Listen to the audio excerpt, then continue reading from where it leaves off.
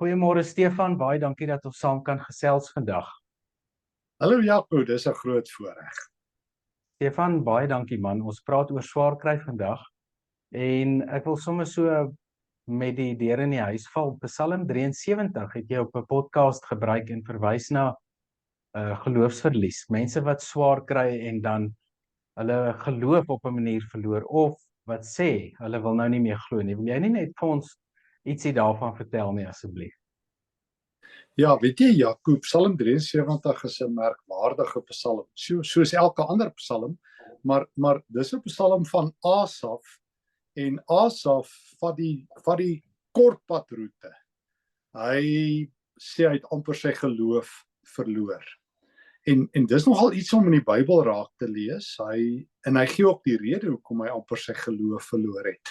Hy sê hy het gaan kyk hoe goed dit gaan met slegte mense en hoe sleg dit gaan met goeie mense soos hy self. Hy sê elke oggend staan hy op, hy vermy die kwaad, hy probeer vir die Here leef, maar elke oggend wag daar 'n nuwe pakkie vol moeilikheid en lyding op hom. Hy sê dan kyk hy na die slegte mense. Hulle staan op, hulle gaan van goed na beter. Hulle word ryker, hulle laster, almal hang aan hulle lippe. Niks kom hulle oor nie. En dit maak dat Asaf sê hy wil sy geloof verloor. En dit gee vir my baie sterk moed om te weet die Bybelfigure worstel met daardie vraag ook. Hulle is nie supergelowiges wat so 18 cm bo die aarde op 'n wolkie rondsweef nie. Hulle moet hulle eie worstelinge deurstaan. En wat Asaf doen, hy maak sy probleem God se. Hy gaan na God toe, hy gaan na God se heiligdom toe. En dit doen almal in die Bybel wat met God worstel. Job, jy noem hulle Abraham, Johannes die Doper, hulle praat met God oor God. Hulle gaan nie, as ek dit so mag sê, en skinder agteraf oor God en sê, jy weet God is onregverdig, ek glo nie meer in hom nie. Hulle begin soos wat die ou Halleluja lied sê, al my probleme bring ek na Jesus toe. Hy sal sy beloftes hou. So dit lyk vir my is die groot geheim van Asaf. Hy gaan praat met God oor God en wonder waar is God in sy omstandighede. En dit maak dat hy uiteindelik God se antwoord, God se kant, God se perspektief leer en leer om te skuif van af sy eie situasie na wie God is. Ja. Sjoe, Stefan, Psalm 22 en 42 is ook psalms waar die digters hulle harte uitstort voor die Here. Psalm 42 byvoorbeeld, waarom buig jy jouself so neer, my siel, vertrou op God. Wil jy nie vir ons net so ietsie oor die klaagpsalm sê en dan saam met dit die persepsie wat in die Ou Testament baie sterk funksioneer dat jy moes iets verkeerd gedoen het en daarom kry jy swaar, of nie, laat ek dit regstel, omdat jy swaar kry het jy iets verkeerd gedoen. Daar was so verbintenis wat hulle getrek het. Ja, jy weet Jaco, dit is 'n ding wat baie diep lê in godsdienst deur al die eeue en in ander godsdienste ook, dat daar 'n kausale verband is tussen sonde en swaar kry of tussen slegte dinge en swaar kry. In die Fariseërs of van die rabbies het byvoorbeeld hierdie mite gehad en dit was wyd versprei dat as jy melaats is, het jy seksuele sondes buite jou huwelik gepleeg en dit was die standaard verklaring vir 'n melaatse dat hulle huweliks ontrou was of wat ook al.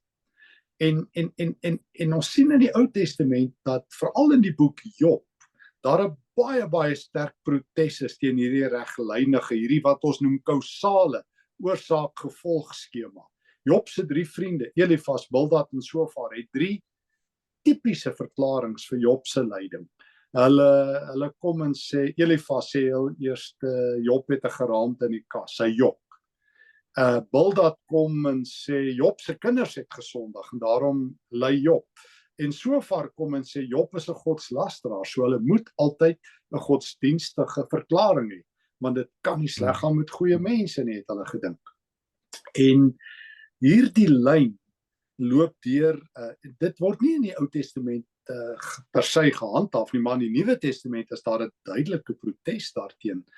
Ek dink byvoorbeeld in Johannes 9, wanneer die disippels 'n blindgebore jong man na Jesus toe bring, is hulle eerste vraag, Here, nou wie het gesondig, hy of sy ouers, dat hy blindgebore is?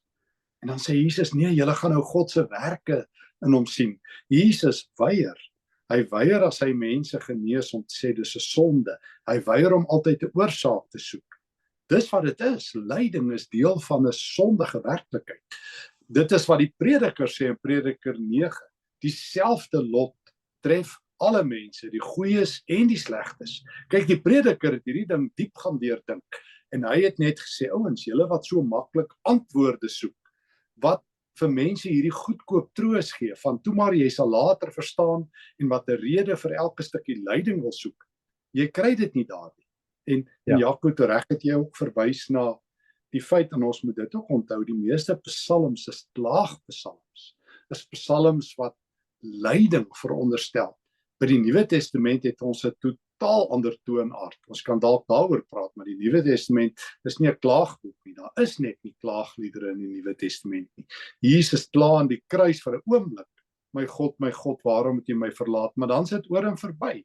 Hy sterf in God se arms. Die Nuwe Testament kla nooit. En as ou dit mis jy eintlik die hele Nuwe Testament. Ja. Sjoe, Stefan, kyk, die ou spreekwoord wat ons gebruik, daar's Job vir troosters. Laat my dink aan baie van die beraders wat ons vandag ook het. Hulle verhef hulle self so half, hulle matig hulle self aan, jy weet, om uitsprake te maak oor ander mense se swaar kry. So half asof hulle nou sit met die finale geestelike interpretasie of wysheid of insig of inspirasie, sonder dan om die Bybelse perspektiewe in ag te neem. Wil jy het nou verwys na die Nuwe Testament toe jy nou gepraat het, wil jy nie vir ons so in 'n netedop vertel oor die perspektief wat die Nuwe Testament het oor swaar kry? Ja, jy weet Jaco, dit is baie interessant. Soos ek sê, die Nuwe Testament kla nie meer. Klaagliedere verdwyn eintlik as 'n genre grootliks in die Nuwe Testament. Daar's subtiele en implisietes, dit is so, maar eksplisiet kla niemand nie. Jy slaan Paulus in flarde en hy sing 'n loflied in Handelinge 16. Jy gooi Petrus in die tronk en hulle sê hierdie is 'n geleentheid tot volharding. Jy sit Johannes op Patmos en hy sien die hemele oop, maar die Christene kla net nie. Daar het 'n intentionele, dramatiese skuif gekom in die Nuwe Testament en lyding het 'n totaal ander invalshoek by die Nuwe Testament. Die Nuwe Testament lees alles deur die bril van Christus, lyding ook. En daarom ontken die Nuwe Testament dit nooit. Trouwens, elke boek van die Nuwe Testament is geskryf in lyding. Elke apostel het omtrent gesterwe. Paulus is vermoor, Petrus, jy noem hulle. Jakobus, die broer van die Here, is vermoor. Hulle het geweet, jy teken op vir lyding. Maar hulle het opgeteken vir die lyding van Christus. Dis 'n baie, baie groot skuif. Die Nuwe Testament, dink ek, se twee pilare is amper, as jy Jesus volg, gaan jy ly, maar jy gaan bly wees. Jesus sê, dra kruis. Die kruisbeeld van Markus 8 is 'n doodsbeeld. Ons het dit 'n romantiese beeld gemaak. Elke huis het sy kruis, maar om Jesus se kruis te dra is 'n doodsvonnis. En wanneer Paulus daaroor nadink, Jaco, sê net maar in 2 Korintiërs 4, dan sê hy, ons dra die dood van Jesus met ons saam, sodat sy lewe buitentoe sigbaar word. Filippense 1 sal Paulus daar in vers 29 sê, van die vergete tekste van die Nuwe Testament. Ons is nie net bevoorreg om deur Jesus nuwe lewe te ontvang nie, maar om ook sy lyding saam te dra. Sowel 1 Petrus 1 as Jakobus 1 begin met dat ons lyding eintlik moet verwelkom. Ons soek dit nie, maar dit is hoe die volharding in ons lewe na vore kom. So nêrens kry jy hierdie ding van, hoekom het God dit oor my gestuur, toe maar jy sal later verstaan, daar's 'n doel met alles, hierdie tipiese fatalistiese noodlot uitsprake nie. Die Nuwe Testament sê lyding is wat die lewe is, maar ons het 'n tekstuur daaraan. Ons dra die kruis van Jesus. Daarom kon Christene lyding verstaan sonder om te dink daar's alles daarmee en uit dieptes gans verlore elke keer aanhef. Ja. So dit diskwalifiseer eintlik dan die gedagte of die vraag wat baie mense het, waarom laat God dit toe, of is dit God wat dit toegelaat het, of selfs mense wat sê die Here laat dit toe met 'n doel. Hoe moet ons daarna kyk? Ja, daai is 'n baie groot ding. Ek dink ons dit weerspieël ook aan die ander kant, jy weet, ons eie onvermoë en ons verleentheid met lyding. En ons dink ons moet 'n antwoord gee want ons is so groot gemaak en ons het antwoorde gaan soek by die noodlot, by feit en by ander godsdienste. Want ons dink dit staan in die Bybel, maar dit doen nie. Keisera, whatever will be, everything works out for the good. En daai soort stellinge kom uit antieke noodlotdenk, uit antieke godsdienste wat Bybelvreemd is, wat Christene net so geïnkorporeer het.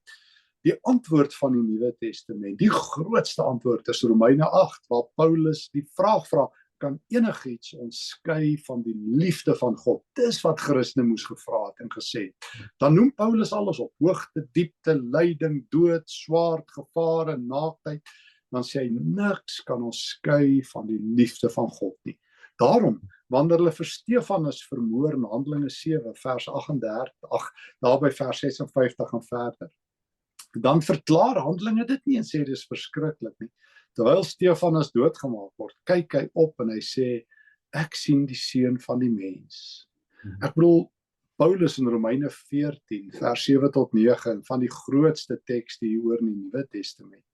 Paulus sê, ons is nie net geroep om vir Christus te leef nie, maar om ook vir hom te sterwe. So Christen het 'n goeie lewe en 'n goeie dood tegemoet gegaan. Lyding was nie vir hulle hierdie ding wat jy 10 rasionele antwoorde voor moet op hê nie. Dis realiteit. Daarom sukkel ons so, want die Nuwe Testament het nie die tekste wat Christene dink dit het hieroor nie. En die antwoorde wat Christene dink nie. Die antwoord is Christus. Maar op 'n deurdagte, deurleefde manier. Hier en nou leef ek die lewe van Jesus en ek is op pad om die lewe na doods saam met hom te leef. So ek hoef nie iemand se dood te verklaar nie. Ek het 'n evangelie wat my hier en daarna toe dra. Die evangelie van Christus is my troos. Nie laat ek iemand se dood verstaan of verklaar of sê, toe maar jy sal later verstaan nie. Dit is rasionele antwoorde. Die Nuwe Testament se antwoord is relasioneel. Ek leef in 'n relasie met Jesus, hier en daar. Ek onthou toe my pa op sterwe gelê het hy my eendag laat kom na hom toe in Heidelberg en hy het my gesê ek moet hom help om huis toe te gaan. En baie mense het natuurlik gedink, jy weet, hy is te mekaar of daar's iets nou met sy brein wat nie lekker werk nie. Maar tog was dit eintlik, het hy 'n baie dieper behoefte gehad om daai gesprek wat jy nou oor praat, te voer oor die werklikheid van die verhouding met God en die vrees wat hy het as hy in 'n koma in moet gaan. En as ware regtig hoe hy die diepte wil bespreek as hy nou na die Here toe gaan. En toe ek en hy nou praat oor die begrafnis, want ons het al die dinge bespreek, toe sê hy ook vir my, ek moet asseblief vir hom preek, 'n boodskap gee op die begrafnis, vir die mense oor bekering, en dat hulle verhouding met die Here regstel. En dit is maar net 'n sprekende voorbeeld van iemand wat regtig vanuit God se oë kyk na die nood, waar nie. Dis pragtig, Jaco. Jy weet, ons berei mekaar bitter min kere voor om 'n goeie dood te sterf. Ek kan ook vertel van toe my skoonma oorlede is. Ek onthou sy het 'n verskriklike lyding gehad met kanker, wat haar stukkie vir stukkie uitmekaar geteer het. En ek onthou so 'n paar weke voor haar dood het die matrone langs my gesit, of die een suster, en vir my gesê, hoekom laat God dit toe? Dis dan verskriklik as mense doodgaan. En ek het vir die suster gesê, kom sit hier langs my. Kan ek deur Christus se oë saam met jou kyk wat hier gebeur? Sy sterf 'n goeie dood. Dis 'n kind van die Here. Sy het gelewe vir Jesus en nou sterwe sy hom. Sy sê ja, dis so wreed. Ek sê so wreed soos Jesus. Ek sê is ons evangelie nie bloed geskryf nie. Paulus is so dood, Stefanus is so dood. Maar dit maak nie saak hoe ons lewe of sterwe as ons leef en sterwe vir Christus nie. So hier's 'n vrou, al is dit pynlik, sy's gereed om die Here te ontmoet. En ek het dit ook so vir ouma vertel en ek het dit ook so gepreek by haar begrafnis. Sy het met die oog op Christus haar lewe geleef. En ek onthou ek moes op 'n keer jare terug toe ek nog 'n voltydse leraar was, het mense my laat weet, hulle kind lê op sterwe en ek was in die hospitaal en ek het vir die seentjie begin vertel hoe om voor te berei op hierdie wonderlike ontmoeting met die Here. En die familie het my weggejaag, sê nee, maar ons moet hom gesond bid, en mense het allerlei dinge gehad, hulle die lyding ontken. En kort voor sy dood het hulle my weer genooi, toe het hulle nou groot om verskoning gevra, sê ek, julle het julle kind baie troos weerhou, want ons is nie gebou om hier vir altyd te lewe nie. Ons ontken nie die lewe nie. Ons ontken dit nie, maar Paulus sê ons lyding is gering en dit gaan verby, sê hy in 2 Korintiërs 4. En ons moet mekaar met hoop en met troos voorberei om nie net goed te lewe nie, maar goed te sterwe. Om met hoop te leef en te sterwe. Lyding het nie die finale sê nie. En lyding hoef nie altyd verklaar te word nie. Christus, as mense reg teologies dink, is die antwoord. Ek praat nie soos, ag ja, jy moet maar net aan Jesus vashou. Vir party mense is dit net so stroopie. Maar om deurdag aan Christus vas te hou, maak dat jy kan lewe en goed kan sterwe. Ja. Stefan, so in kort, terwyl jy nou so praat, dink ek aan die Griekse woorde vir swaar kry in die Nuwe Testament. Ek dink ook as ons woordeskat reg kry, kom baie keer agter in die spreekkamer, mense sukkel om die regte woordeskat te gebruik. So swaar kry, as mense sê hulle kry swaar, hoe die Nuwe Testament dit verstaan, die swaar kry. Ek vat byvoorbeeld iemand soos Paulus wat eintlik die meeste daaroor reflekteer, omdat ons ook so baie van sy briewe het. Hy sal byvoorbeeld in sy bekende beeld, hy sal byvoorbeeld dit met swakheid verbind. Asthenia, as jy van die groot Griekse woord al, thlipsis. Hy sê so moeilik, maar die Griekse terme soos asthenia is swakheid. En Paulus het dit as 'n doring in sy vlees beleef. Baie mense wonder wat dit is in 2 Korintiërs 12, maar hy sê mos nou vir ons, dit is sy swakheid. En hy vertel vir ons in 2 Korintiërs 11, daar vanaf vers 23, van die verskriklike ontberings wat hy deur is, die lyding, die 5x39 houe, die 3x deur die Romeine gegeesel, die skipbreuke waarop hy was, hy noem lyste van gevare wat hy in die oë moes kyk. En dan sê hy, dan vertel hy is een keer tot die 3de hemel weggeruk, hy is eintlik hy self, hy praat van 'n persoon, maar dis hy self, en dan sodat hy nie hoogmoedig sal word nie, het die Here vir hom hierdie swaar kry, hierdie swakheid gegee.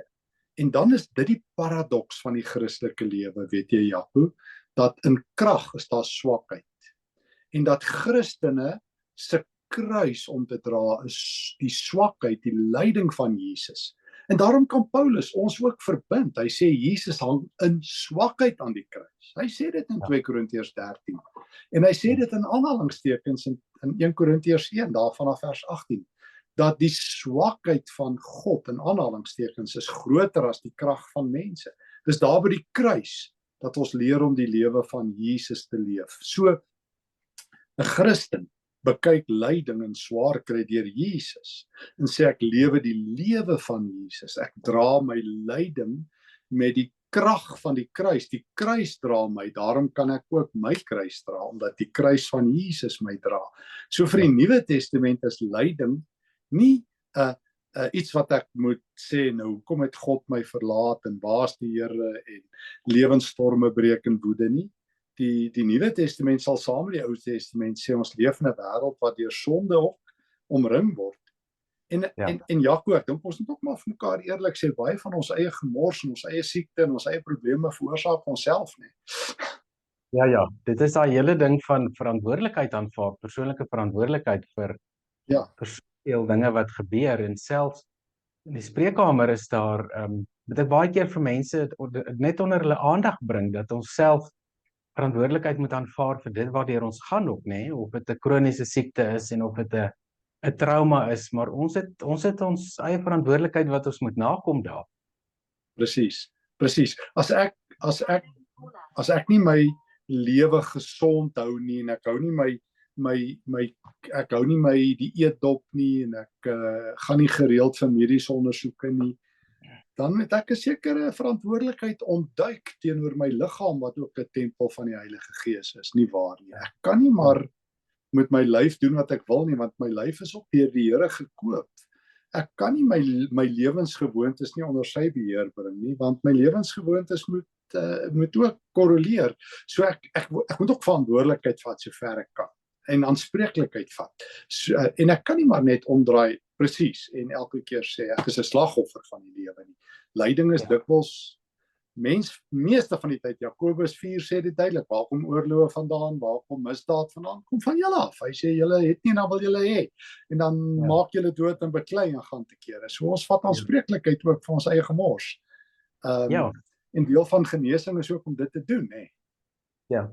Ja, kyk, ek het ook toe ek my proefskrif geskryf het oor genesing en heling geskryf en ek het daar gesê, jy weet, mense is so geneig om oor genesing te praat en dan fokus hulle nou op hierdie spesifieke deel van jou liggaam waar jy nou gesond moet word. En toe het ek tot die gevolgtrekking gekom dat die Bybelse genesing eintlik baie meer verband hou met jou verhouding met God, jou wat jy jouself oorgee vir die Here, jou verstaan van die skrif en dat dit eintlik gaan oor heling om 'n heel mens te wees. En heel eerste is dat jy geestelik reg moet wees en natuurlik dan dat jy daar jou verantwoordelikheid moet aanvaar. En ek dink dit is dalk een van die grootste uitdagings is dat mense tydens swaar kry baie keer nie bewus is van die feit dat hulle die verantwoordelikheid ook geestelik moet opneem sonder om vir God te beskuldig nie.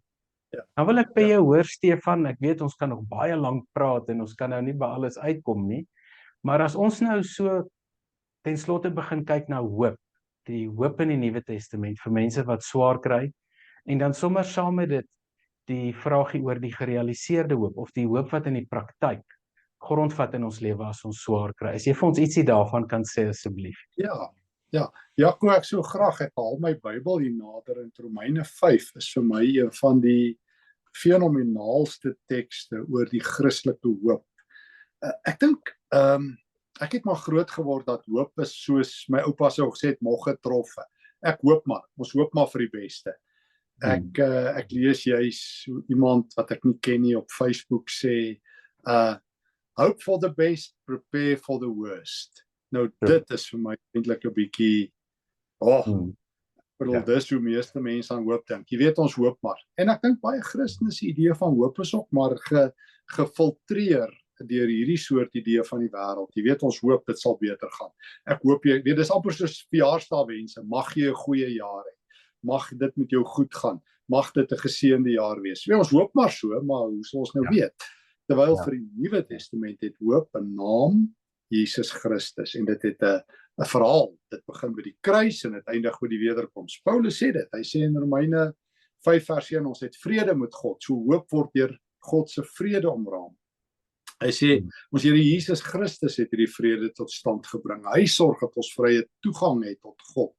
Omdat ons aan hom glo, deel ons in sy vrye genade. En hy sê ons praat met trots hieroor. Ons weet met alles in ons dat ons deel sal hê aan God se heerlikheid. Dis nie al nie, ons praat met trots oor die swaar kry wat ons tans moet verduur. So ek het hoop vorentoe en ek is trots op die swaar kry wat ek weerstaan. Want swaar kry leer ons om vas te byt in ons geloof. Sulke vasbyt help ons met die regte karaktervorming voor die Here. En dit maak ons hoop sterker. Diep binne in ons weet ons nou dat hoop nie 'n leë droom is nie. Dit sal waar word want God het reeds sy liefde in ons harte uitgestort. Dit het hy gedoen deur sy gees wat hy in ons gegee het. So vir Paulus is hoop direk gekoppel aan Christus. Dit is direk gekoppel aan die Heilige Gees en is direk gekoppel aan die vrede van God. So die drie enige God, die Gees werk hierdie hoop in ons, trek ons vorentoe, laat ons agteruit vashou aan die kruis en ons weet God se vrede is in ons. So hoop is God gefokus, God gerig, Heilige Gees aangedrewe. So ek leer om in Christus, deur Christus te lewe. En dis die Nuwe Testament. Die Nuwe Testament roep my op om die totale realiteit Christus gesentreerd te kyk. Deur Christus te kyk. En as ons dit nie gaan regkry nie, gaan ons hoop placebo wees. Gaan ons hoop stel. En ek bedoel, dis nie verkeerd nie. Mense se hoop word op baie goed gestel. Ek kan ook na 'n dokter toe gaan en ek kan ook sê ek hoop jy word beter. Maar Christen se hoop is dieper as dit. Dieper as dit alles. Sjoe, Stefan, baie dankie. Ek weet ons het nou maar in 'n netedop gesels vandag, maar ek waardeer dit regtig baie en ek dink hier's genoeg inligting wat ons in die spreekkamer na kan luister oor die inhoud van die Nuwe Testament wat vir ons regtig sal help na ons problematiek vanuit die skrifte kan kyk en dan veral deur die oë van die Here te kyk. En ek waardeer regtig vir jou insette en dat jy vir ons hiermee help. Dit is 'n groot voorreg, Jaco. Dit is 'n groot voorreg om te weet 'n terapeut soos jy het ook so hard om die Bybel as die lens te gebruik, want of ons preek en of ons terapie doen en of ons lewe, Ons leef en bestaan deur Christus. Hy is ons hoop. Baie dankie. Seën vir jou. Dankie Jaco.